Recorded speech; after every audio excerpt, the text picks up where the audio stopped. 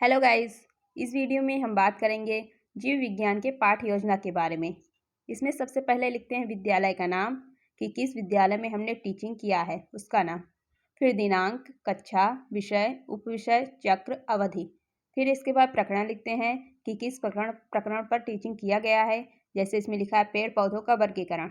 फिर सामान्य उद्देश्य लिखते हैं। इसमें पहला है छात्रों में विज्ञान विषय के प्रति रुचि विकसित करना। दूसरा है छात्रों में चिंतन एवं तर्क शक्ति का विकास करना। तीसरा है छात्रों को जीव विज्ञान विषय की उपयोगिता की जानकारी देना। फिर इसके बाद विशिष्ट उद्देश्य लिखते हैं। इसके अंतर्गत भी कुछ उद्देश्य आते हैं। जैसे पहला है ज्ञानात्मक उद्देश्य। इसके अंतर्गत लिखा है छात्रों को पेड़ पौधों के बारे में जानकारी प्रदान करना। फिर दूसरा है बोधात्मक उद्देश्य। इसमें लिखा है छात्र पेड़ पौधों के विभेद को समझ सकेंगे। तीसरा है क्रियात्मक उद्देश्य।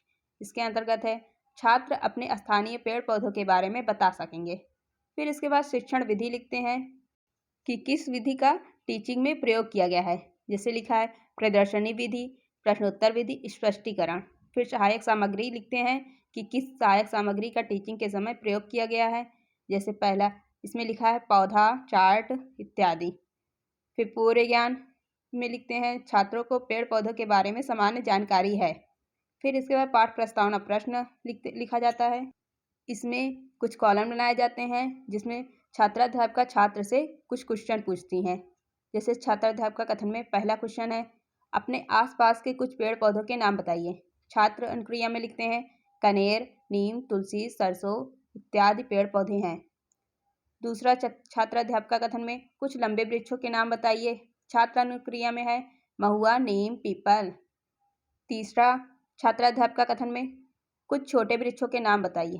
छात्र अनुक्रिया में तुलसी, गेंदा, गुलाब, सूरजमुखी। छात्राध्यापिका कथन में चौथा क्वेश्चन है पेड़ पौधों के वर्गीकरण से आप क्या समझते हैं। छात्र अनुक्रिया में समस्यात्मक प्रश्न। छात्र इसका आंसर नहीं दे पा रहे हैं तो इसके बारे में छात्रों को डिटेल से पढ़ाया जाता है।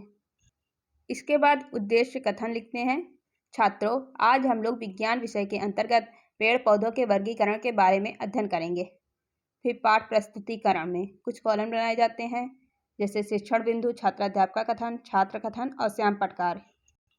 छात्राध्यापिका कथन में पौधों का वर्गीकरण अनेक तरीके से किया गया है। थियोफ्रेस्टस को वनस्पति विज्ञान का जनक कहा जाता है तथा लिनियस को वर्गीकरण का पिता कहा जाता है।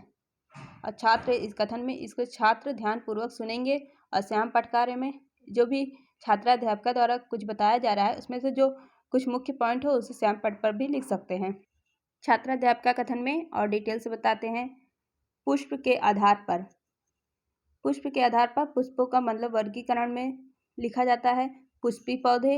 इन पौधों पर पुष्प तथा फल लगते हैं। ये पूर्ण विकसित होते हैं। इनमें जड़, तना, पत्ती स्पष्ट दिखाई देता है। जैसे नीम, आम, बरगद आदि। अपुष्पी पौधे इन पौधों पर पुष्प कभी नहीं लगते हैं। अधिकतर इनमें जड़, तना तथा पत्ती का अभाव होता है। जैसे स्फैग्नम, कारा, शैवाल इत्यादि इसके मुख्य सदस्य हैं। और इसमें से जो भी इम्पोर्टेंट पॉइंट होता है उसे श्याम पट पर भी लिख सकते हैं। फिर इसके बाद विकासात्मक प्रश्न आता है किन्हीं दो पुष्पी पौधों के नाम बताइए। फिर छात्र कथन में छात्र के द्वारा आंसर दिया जाता है इसलिए छात्र कथन में लिखते हैं नीम, आम। फिर इसे श्याम पट पर भी लिख सकते हैं। इससे छात्रों का प्रोत्साहन बढ़ता है। और फिर छात्राध्यापिका कथन में दूसरा क्वेश्चन पूछा जाता है किन्हीं दो अपुष्पी पौधे के नाम बताइए। फिर छात्र इसका आंसर देते हैं नील हरित शैवाल, भूरे शैवाल। फिर इसे भी श्याम पट पर भी लिख सकते हैं। अब आकार के आधार पर पौधों का वर्गीकरण। आकार के आधार पर पौधों को 3 श्रेणियों में बांटा गया है शाख, झाड़ी, वृक्ष। पहला शाख। इसका तना कोमल, पतला तथा कमजोर होता है जैसे मक्का, मटर, पालक, मेथी इत्यादि। झाड़ी। इसका मुख्य तना स्पष्ट नहीं होता है। इसके तने अधिक शाखित होते हैं और आसपास में उलझे जाते हैं जैसे गुलाब, करौंदा, जंगली बेर इत्यादि। अब विकासात्मक प्रश्न लिखते हैं। पहला है किन्हीं दो शाकीय पौधों के नाम बताइए। छात्र इसका आंसर देते हैं इसीलिए छात्र कथन में लिखते हैं मटर, पालक। और दूसरा क्वेश्चन है छात्राध्यापिका कथन में किन्हीं दो झाड़ी पौधों के नाम बताइए। छात्र इसका आंसर देते हैं, इसीलिए छात्र कथन में लिखते हैं गुलाब करौंदा, और इसे श्यामपट्ट पर भी लिख सकते हैं। अब आयु के आधार पर पौधों का वर्गीकरण। पौधों को उनकी आयु के अनुसार 3 भागों में बांटा गया है। 1 वर्षीय पौधे, 2 वर्षीय पौधे और बहुवर्षीय पौधे। 1 वर्षीय पौधे, ये पौधे 1 वर्ष के कुछ महीनों के भीतर ही फूलते फलते हैं और अंत में सूख कर समाप्त होते जाते हैं, जैसे चना, मटर, गेहूं, धान, मक्का आदि। इसमें से जो छात्राध्यापक कथन में जो भी कुछ पढ़ाया जाता है, उसमें जो मुख्य पॉइंट होते हैं उसे श्यामपट्ट पर भी लिख सकते हैं, और जो भी पढ़ाया जाता है यदि चित्रों के माध्यम से पढ़ाया जाए तो छात्र को और अच्छे से समझ में आता है, तो हम चित्र भी श्यामपट्ट पर भी बना सकते हैं। फिर द्विवर्षीय पौधे छात्राध्यापक कथन में लिखते हैं। ये पौधे 2 वर्ष के भीतर ही अपना जीवन चक्र पूरा करते हैं।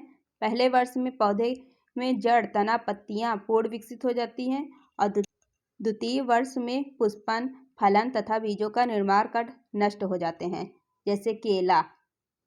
बहुवर्षीय पौधे, ये पौधे कई वर्षों तक जीवित रहते हैं।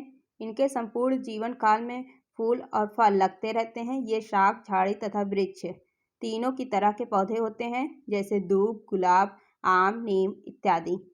इसके बाद छात्रों से विकासात्मक प्रश्न पूछा जाता है।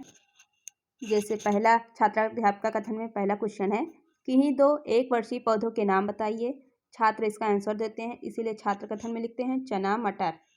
और फिर दूसरा छात्राध्यापक कथन में दूसरा क्वेश्चन है, किन्हीं 2 बहुवर्षीय पौधों के नाम बताइए। छात्र इसका आंसर देते हैं, इसलिए छात्र कथन में लिखते हैं आम, गुलाब। इसे श्यामपट्ट पर भी लिख सकते हैं, क्योंकि यदि बच्चों से कोई क्वेश्चन पूछा जाता है, यदि उस पर श्यामपट्ट पर लिख दिया जाता है तो इससे छात्रों को प्रोत्साहन भी मिल सकता है और वो पढ़ने में रुचि भी ले सकते हैं। और जो भी छात्राध्यापक कथन में पढ़ाया जाता है उसे उसमें जो मुख्य पॉइंट हो उसे श्यामपट्ट पर भी लिख सकते हैं, और चित्रों के माध्यम से पढ़ाया जाए तो बच्चों को और अच्छे समझ में भी आता है। अब मूल्यांकन प्रश्न। मूल्यांकन प्रश्न में पहला है, पुष्पीय पौधे किसे कहते हैं, और दूसरा है 1 वर्षीय पौधे किसे कहते हैं। फिर निरीक्षण कार्य लिखते हैं कि जब छात्र कार्य कर रहे होंगे तो छात्राध्यापक कक्षा में घूम घूम कर निरीक्षण करेंगे। फिर गृह कार्य दे देते हैं बच्चों को। गृह कार्य के लिए पहला क्वेश्चन है, आप पुष्पीय पौधे किसे कहते हैं, और दूसरा है बहुवर्षीय पौधे किसे कहते हैं।